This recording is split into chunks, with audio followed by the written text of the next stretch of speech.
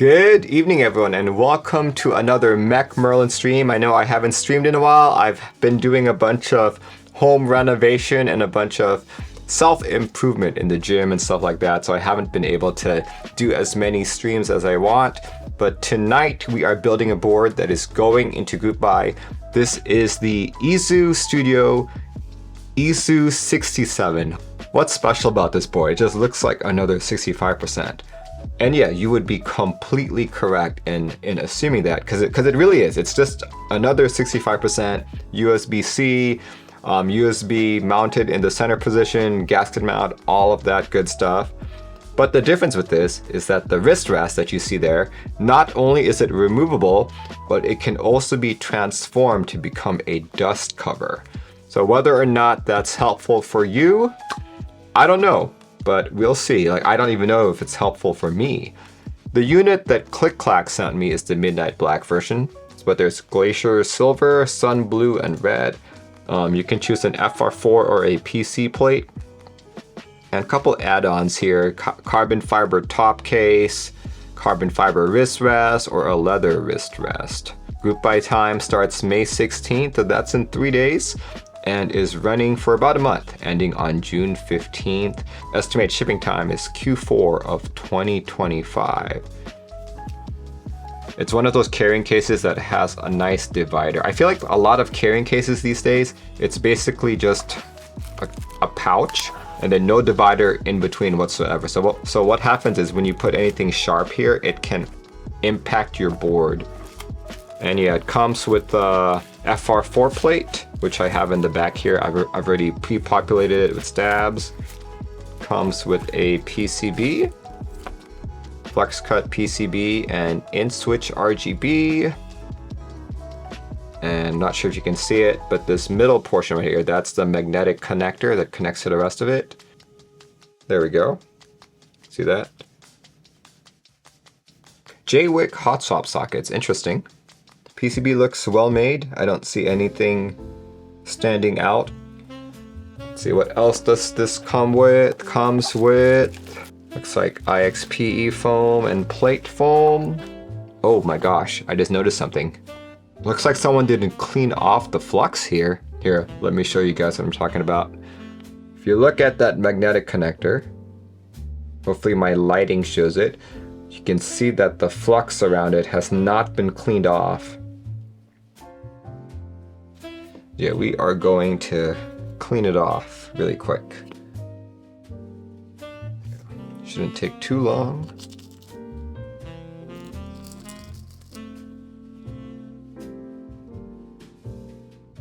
And now that I've cleaned it off, I think these are burn marks.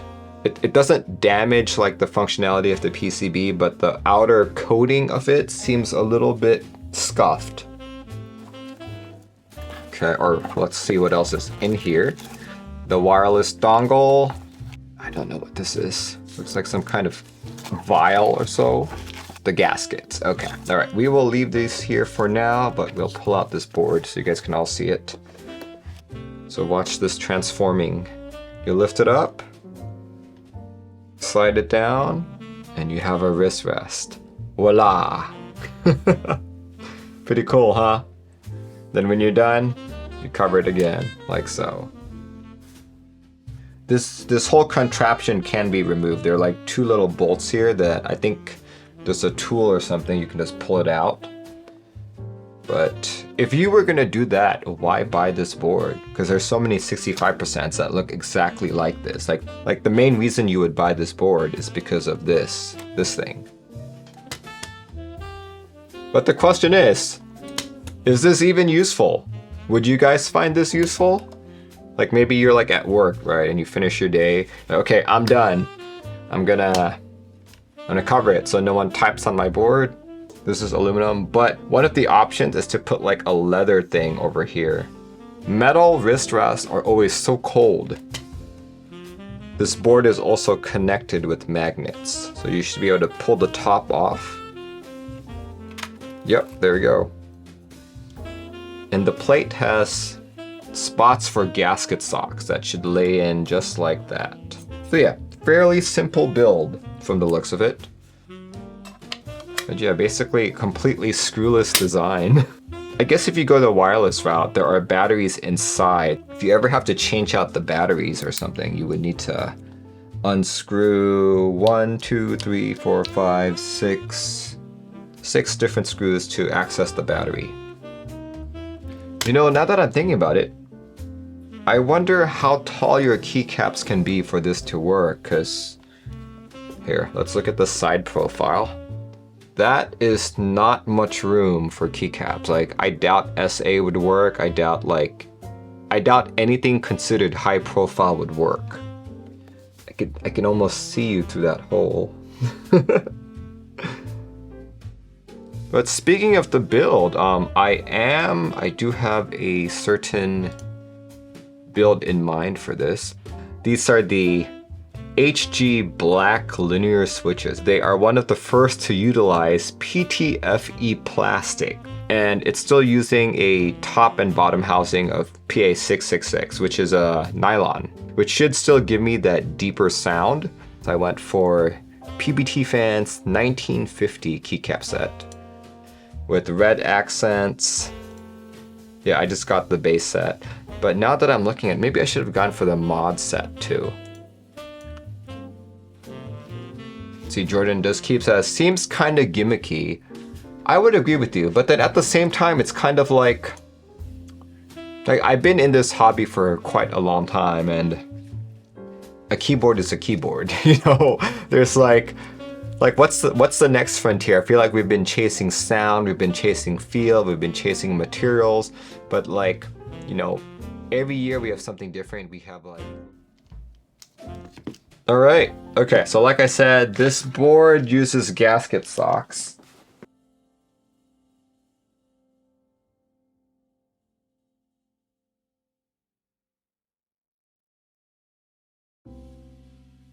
And assuming you put it in correctly.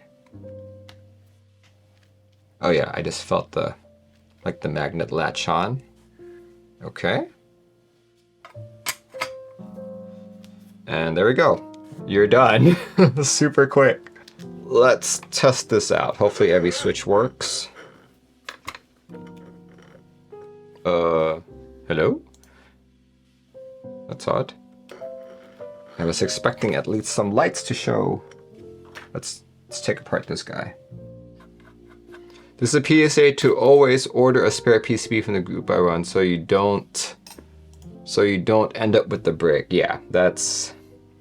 But spare PCBs cost a lot, you know? Like, I could imagine a PCB of this caliber being at least 40.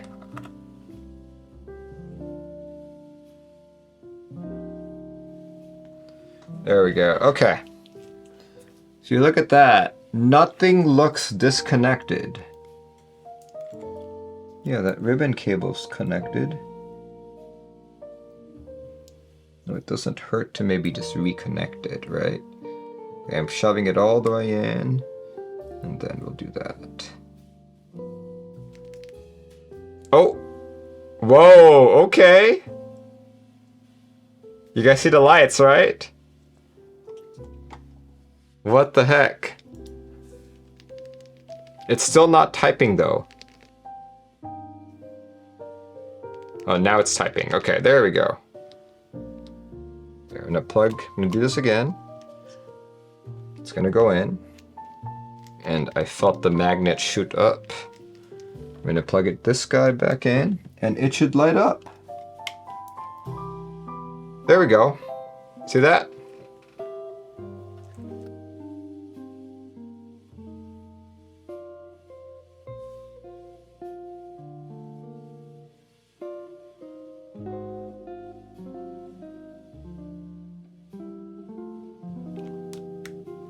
Page up, page down,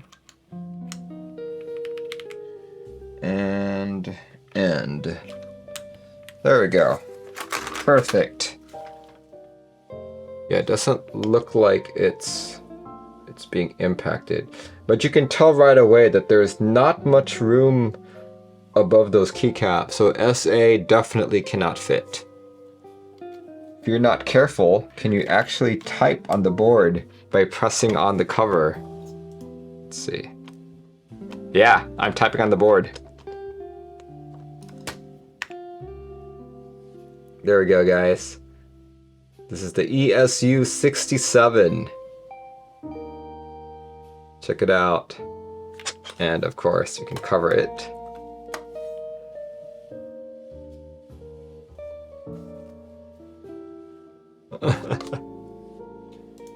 Let's just do a short one today. 50 words.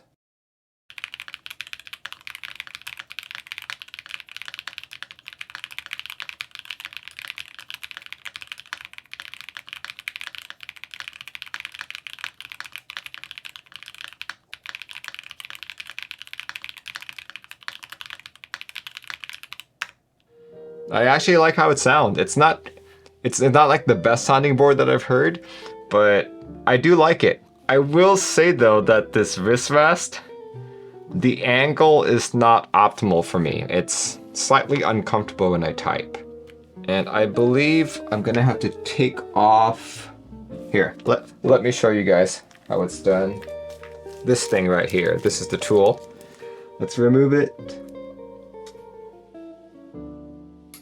There we go. See that? Okay, so once you've removed these two pins, you can now take it off. And all of a sudden, it's just a regular run-of-the-mill 65% keyboard. Here, let me type on it without the wrist rest.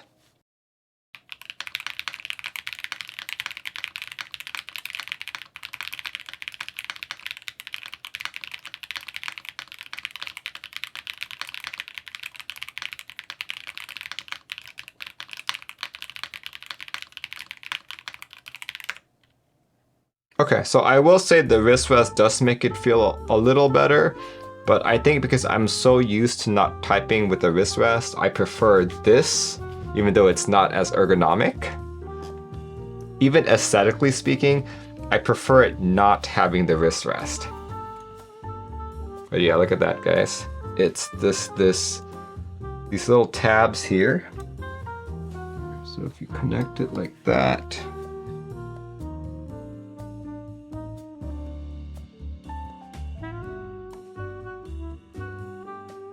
all right, okay, I think even with just that minimal amount of typing and finagling with the board, I've got a couple initial opinions about this board.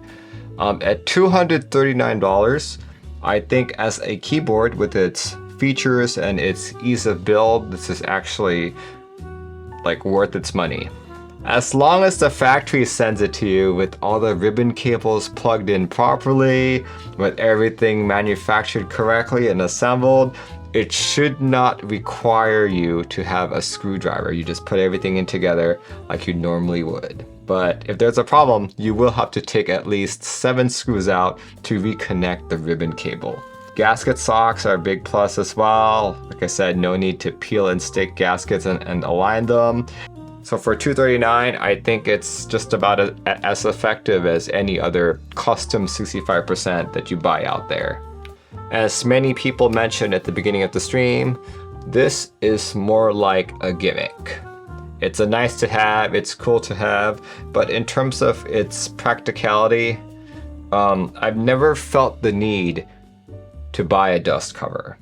Don't think that the board would be significantly cheaper if it didn't have this. I think $239, even without this for a board of this caliber, is actually pretty decent. Personally, I would keep it. Like, as much as I'm kind of annoyed by it, I would keep it. It brings something different. It brings something different to this particular keyboard. I do wish they would allow you to have different colors for this portion. You only have 4 colorways to choose from: Midnight Black, Glacier Silver, Sun Blue, or Red. And you can choose to have a carbon fiber top case, carbon fiber wrist rest, or a leather wrist rest. It would be nice if they let you mix and match the colors. Like, I think this board would look cool if it allowed me to have a silver chassis but keep the black, or like any of these other colors. If you could mix and match them, I think that would be a stronger case as to why you would want something like this. But yeah, thanks guys for joining in. A couple of you guys have stayed from the very beginning. I appreciate you all very much. You guys saw all the minute struggles that I had with this board and my initial reactions to my current reactions to it. So thank you very much for tuning in till the very end. My next stream shall be next Tuesday. I am still building a customer's board. We are finally getting around to mil-maxing it. The soldering the mil-maxes. I've taped all the mil-maxes in. The next thing to do is to solder them all in and actually build the board. So tune in if you want to see that build. It is the Type K, the GOG Type K. But yeah, thanks guys for tuning in. Once again, this board starts group buy in 3 days and will end on June 15th. So hope you all have a good rest of your Tuesday or Wednesday, wherever you are. Have a great rest of your week, and I'll see you next time. Goodbye, everybody.